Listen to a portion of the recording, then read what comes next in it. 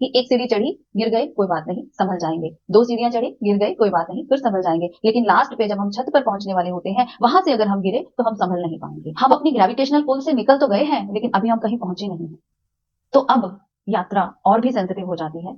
सूक्ष्म शरीर आपका इस बॉडी और माइंड को छोड़ेगा और उस कॉस्मिक एनर्जी के साथ जाके मर्ज हो जाएगा। तो माय डियर, मेडिटेशन करना है, डीप मेडिटेशन करना है, बीच में नहीं रुकना, चलते जाना है ताकि हम अपने डेस्टिनेशन तक पहुंच सकें। रुकना जाएगा कहीं वो चीजें जो एक्सपीरियंसेस जिसको हम रिद्धियां सिद्धियां बोलते हैं, कहीं वो हमें फंसा ना ले और हम। Hi my dear beautiful divine souls, how are you? कैसे हैं आप लोग? आई होप आप सब बहुत अच्छे होंगे और अपनी लाइफ को बहुत अच्छे से एंजॉय कर रहे होंगे। स्वागत है आप सबका आपके अपने ही चैनल माइंड मैटर्स 2025 में। सबसे पहले मैं आप सब लोगों का और इस पूरे अस्तित्व का धन्यवाद करना चाहूंगी कि ये अस्तित्व हमसे कुछ काम ले रहा है, खुद से ही बोल रहा है और खुद पर ही पहुंच रहा है और खुद को ही छू रहा है। We all are one my dear. कोई भी दूसरा यहाँ एग्जिस्ट ही नहीं करता। अभी ये धरती सेपरेशन बेस्ड है, हमें कोई दूसरा दिखाई देता है, लेकिन धीरे धीरे ये धरती वननेस बेस्ड हो जाएगी जहाँ पे कोई भी दूसरा नहीं होगा। जितने भी लोग होंगे यहाँ पे वो सब एक परिवार होंगे, सबकी वाइब्रेशन हाई होगी और सब लोग जो भी इस धरती पर रहेंगे वो सबसे पहला काम यही करेंगे कि उनको अपनी चेतना की ग्रोथ करनी होगी। तो आइए अपनी चेतना की ग्रोथ की तरफ अगला कदम बढ़ाते हैं। हम लोग ज़ेन योगा की सीरीज पढ़ रहे हैं। डॉक्टर पीजे सहर जी की लिखी हुई बुक है ये ज़ेन योगा। तो इसमें उन्होंने अपनी स्पिरिचुअल जर्नी करने के बाद बाकी सब लोगों के लिए अपने एक्सपीरियंसेस लिखे हैं जो कि हमें बहुत हेल्प करेंगे अपनी स्पिरिचुअल जर्नी करने में। तो आज हम नेक्स्ट चैप्टर पढ़ने जा रहे हैं। एक सीरीज हमारी कंप्लीट हो चुकी है, पार्ट 1 ज़ेन योगा पार्ट 1। अब हमने ज़ेन योगा पार्ट 2 स्टार्ट किया हुआ है। मैंने अपने चैनल पे सारी सीरीज दी है, सारे एपिसोड्स दिए हैं। तो अगर आपको ज़ेन योगा से लाभ उठाना है अपनी स्पिरिचुअल जर्नी में और फिजिकल में भी, ये बुक आपको दोनों तरह से हेल्प करेगी, फिजिकल जर्नी में भी और स्पिरिचुअल जर्नी में भी।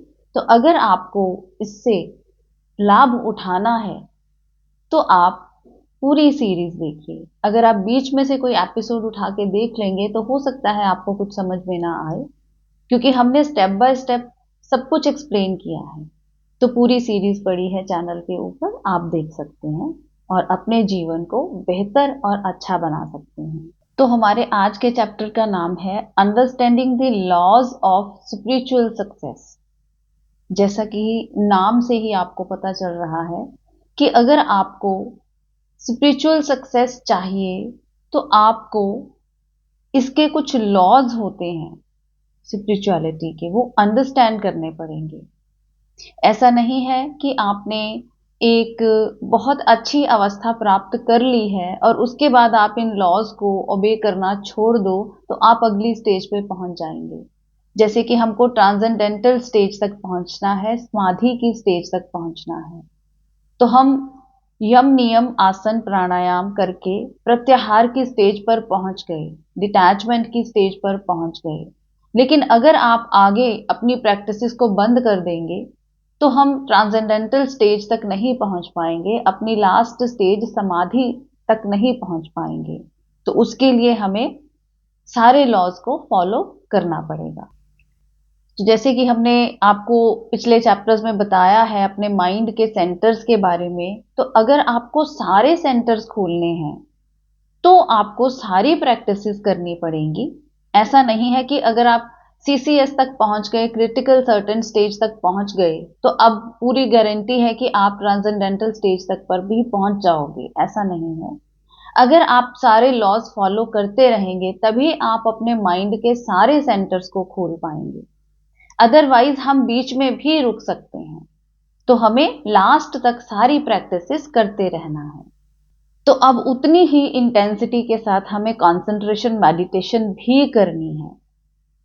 तो अगर हम अपनी पहली यात्रा में मेहनत कर रहे हैं बहुत अच्छे से, हमने सीसीएस तक पहुंच गए हैं, तो उसके बाद जब धारणा ध्यान समाधि आती है तो उसी ही पूरे जुनून से, पूरी इंटेंसिटी से हमें कंसंट्रेशन और मेडिटेशन भी करनी है, तभी हम लास्ट स्टेज तक पहुंच पाएंगे, तभी हमारा जो एक गोल था वो हम उसको अचीव कर पाएंगे। तो पीजे सहर जी हमें ये बताते हैं कि जिस तरह से हमने अगर एक रॉकेट लॉन्च करना है, उस रॉकेट ने इस धरती की ग्रेविटेशनल पुल से पार जाना है, तो उस ग्रेविटेशनल पुल को तोड़ने के लिए, उसके पार जाने के लिए उसको 25,000 माइल्स पर आवर की स्पीड से जाना पड़ेगा। इतनी उसकी वेलोसिटी होनी चाहिए, जैसे कि मैंने आपको पहले भी बताया था कि फिजिक्स की लैंग्वेज में हम इसको एस्केप वेलोसिटी बोलते हैं। तो इतनी स्पीड से अगर हम अपने रॉकेट को छोड़ेंगे तभी वो ग्रेविटेशनल पुल को पार कर पाएगा और धरती के ऑर्बिट में पहुंच जाएगा। इसी तरह हमें अपने सीसीएस तक पहुंचने के लिए 2 ज़ेन योगा यूनिट्स की जरूरत होती है। अब 2 ज़ेन योगा यूनिट्स क्या होते हैं, ये हमने अपने पिछले एपिसोड्स में बहुत अच्छे से एक्सप्लेन किया है। आप पिछले चैप्टर्स को, पिछले एपिसोड्स को जाकर देख सकते हैं। 2 ज़ेन योगा यूनिट एक ऐसी इंटेंसिटी है जो कि हम अपनी सारी प्रैक्टिसेस, जो कि हमने आपको पहले बताई हैं, यम, नियम, आसन, प्राणायाम, प्रत्याहार की स्टेज तक आते आते ये सारी प्रैक्टिसेस कंप्लीट करके आप 2 ज़ेन योगा यूनिट की इंटेंसिटी इकट्ठी कर सकते हैं। ये क्या है? ये बेसिकली एक पॉजिटिव इंटेंसिटी है जो हमारे माइंड के सेंटर्स को अलाइन कर देती है, जो कि पहले जिनका जो रेशो था वो 2482 का था, और उसके बाद जब हमने ये सारी प्रैक्टिसेस कर ली, अपने माइंड के ऊपर काम कर लिया, तो हमारी रेशो जो है सेंटर्स की, IESM की रेशो 5221 पे आ जाती है। मीन्स कि इंटेलिजेंट सेंटर बहुत बढ़ जाता है। पहले सेक्स सेंटर सबसे ज्यादा होता है, और अब हमने जब उनके पूरी प्रैक्टिसेस करके सारा काम कर लिया अपने माइंड के ऊपर, तो हम एक बहुत अच्छी रेशो प्राप्त करते हैं जो कि 5:2:2:1 होती है। और जैसे जैसे हमारा माइंड 5221 की रेशो की तरफ बढ़ने लगता है, वैसे वैसे ये एक बहुत अच्छी पॉजिटिव इंटेंसिटी गैदर करने लगता है, जिसको कि हम 2 ज़ेन योगा यूनिट की इंटेंसिटी कहते हैं। तभी ये सारी प्रैक्टिसेस करने के बाद प्रत्याहार की स्टेज पर पहुंच जाता है, मीन्स डिटैचमेंट की स्टेज पर पहुंच जाता है, जहां पर कि ये अपनी इंद्रियों के ग्रेविटेशनल पुल से छूट जाता है। जिस तरह से हमने धरती के ग्रेविटेशनल पुल से रॉकेट को छोड़ा एक स्पेशल इंटेंसिटी के साथ, तो वो धरती से बाहर निकल गया, धरती के ऑर्बिट में चला गया, उसी तरह ये सारी प्रैक्टिसेस करके 2 ज़ेन योगा यूनिट कलेक्ट करके हम अपनी इंद्रियों से छूट पाते हैं। जो हमें क्रेविंग्स होती है, फूड की क्रेविंग्स होती है, स्लीप की क्रेविंग्स होती हैं, सांस हम अच्छे से नहीं ले पाते, ये सारी प्रैक्टिसेस करके हम अपनी इंद्रियों से छूट जाते हैं और प्रत्याहार की स्टेज पर पहुंच जाते हैं, और उसके बाद हमारी आगे की यात्रा स्टार्ट हो जाती है। हमारी इंद्रियां भी इसी तरह से बंधी हुई हैं हमारे शरीर और मन के साथ, और जब हम अपनी इंद्रियों के पार चले जाते हैं तो हम अपने बॉडी और माइंड के भी पार चले जाते हैं। तो हमें पता चलता है कि अच्छा, बॉडी और माइंड के पार भी कुछ है।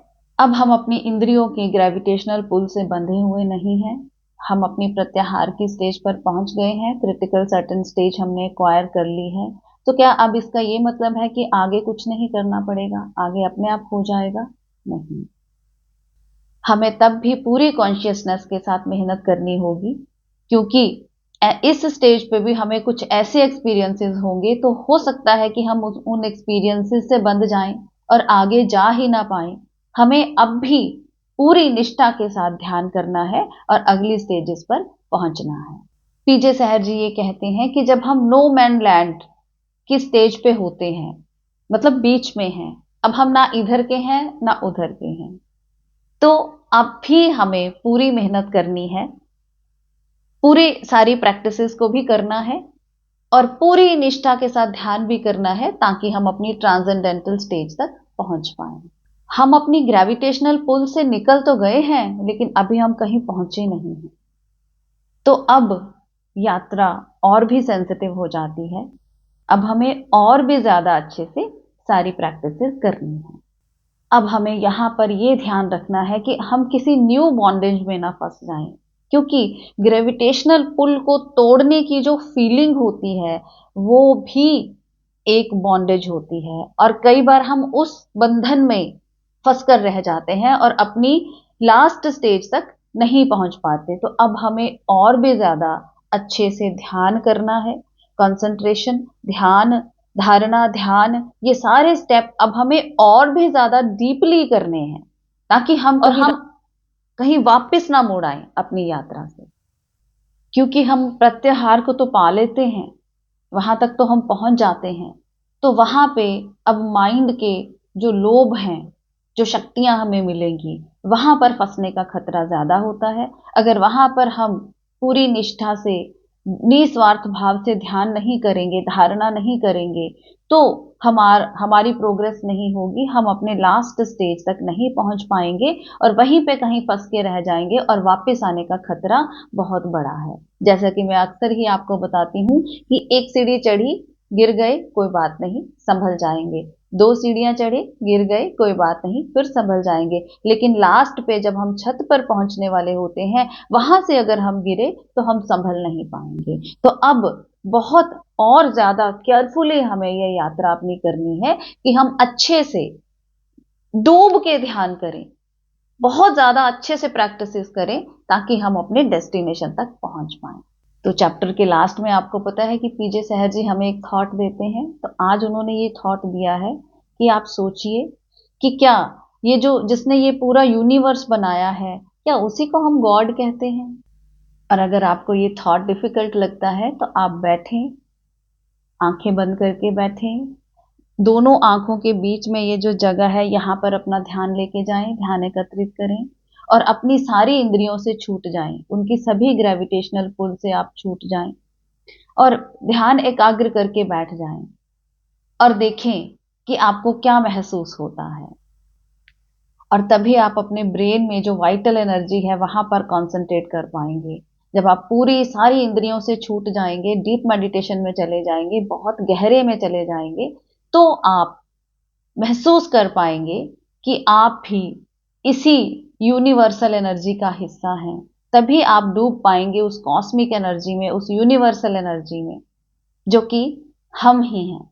तब आप अपनी बॉडी और माइंड को बिना मूव किए उस यूनिवर्सल एनर्जी में मर्ज हो पाओगे और इस बॉडी और माइंड को छोड़कर सूक्ष्म शरीर आपका इस बॉडी और माइंड को छोड़ेगा और उस कॉस्मिक एनर्जी के साथ जाके मर्ज हो जाएगा, उस सुप्रीम पावर में, उस क्रिएशन में जो कि इस यूनिवर्स का क्रिएटर है, उस डिवाइन लाइट में। जब आप खुद मर्ज हो जाओगे तब आपको इन सारी चीजों का पता चलेगा। तो माय डियर, मेडिटेशन करना है, डीप मेडिटेशन करना है, बीच में नहीं रुकना, चलते जाना है ताकि हम अपने डेस्टिनेशन तक पहुंच सकें। आपका अपना चैनल है, लाइक कीजिए, सब्सक्राइब कीजिए, शेयर कीजिए, कमेंट कीजिए और लोगों तक पहुंचाइए ये संदेश। कोई पता नहीं कब किसी की जिंदगी बदल जाए, कब कोई इस धरती से मुक्त हो जाए और कब किसको जीने का सलीका आ जाए। और जीने का सलीका आ गया तो मरने का भी आ जाएगा। फिर तो मरना भी हमारे लिए आनंद हो जाएगा। जिस मरने से जग डरे मेरो मन आनंद। कितना अच्छा लगेगा जब हम ऐसी इतनी प्यारी स्टेज पर पहुंच जाएंगे। मिलते हैं अपनी अगली वीडियो में, तब तक के लिए बाय। मस्त रहना है, स्वस्थ रहना है, आनंद में रहना है, खुश रहना है। Bye bye my dear.